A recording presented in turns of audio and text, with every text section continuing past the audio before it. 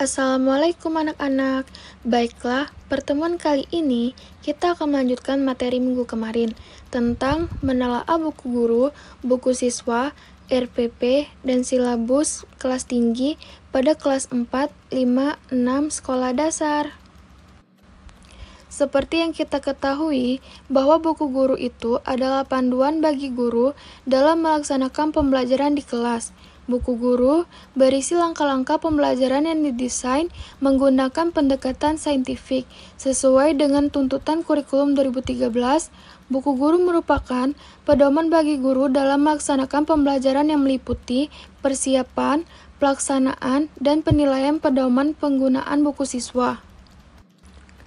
Adapun fungsi buku itu sendiri, yaitu acuan kegiatan pembelajaran buku siswa, sebagai petunjuk penggunaan buku siswa, dan sebagai metode pendekatan pembelajaran yang digunakan dalam proses pembelajaran. Nah, di dalam buku guru kelas tinggi ini, yang pertama adalah pengalaman belajar yang bermakna untuk membangun sikap dan perilaku positif, penguasaan, konsep, keterampilan berpikir saintifik, keterampilan tingkat tinggi, kemampuan menyelesaikan masalah, kreativitas, dan pribadi reflektif. Yang kedua, berbagai teknik penilaian peserta didik. Yang ketiga, informasi yang menjadi acuan kegiatan remedial dan pengayaan.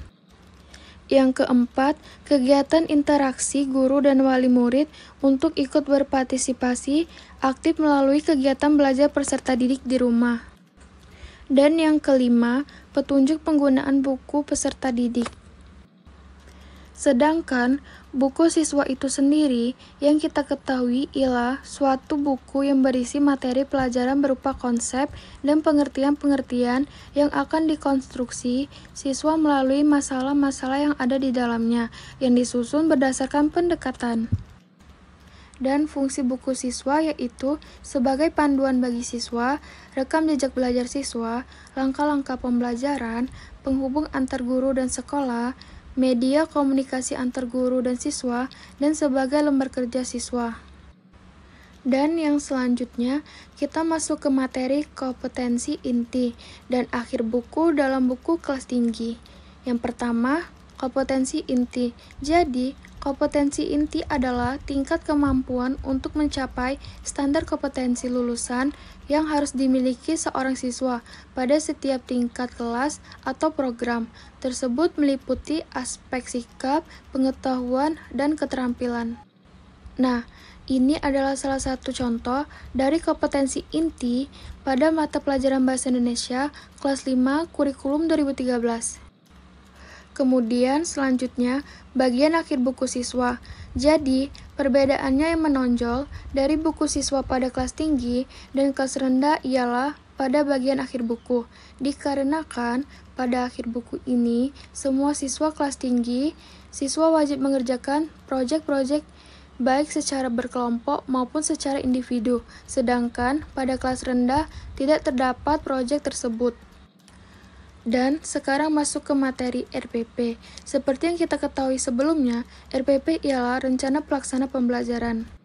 Nah, jadi di dalam RPP pada kelas tinggi, ini dialokasikan 36 jam per minggunya, dan seni budaya dan prakarya ditambah 1 jam, serta pada mata pelajaran IPA, IPS, pendidikan agama, dan budi pekerti, serta matematika juga termasuk sendiri.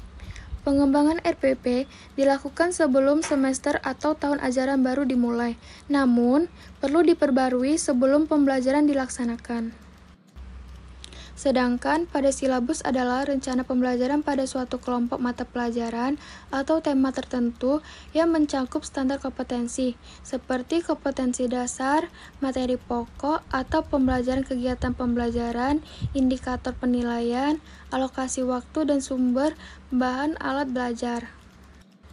Adapun fungsi dari silabus, yaitu sebagai pedoman dalam pengembangan pembelajaran lebih lanjut, seperti pembuatan rencana pembelajaran, pengelolaan kegiatan pembelajaran, dan pengembangan sistem penilaian. Baiklah, mungkin ini saja materi yang saya sampaikan. Saya akhiri. Wassalamualaikum warahmatullahi wabarakatuh.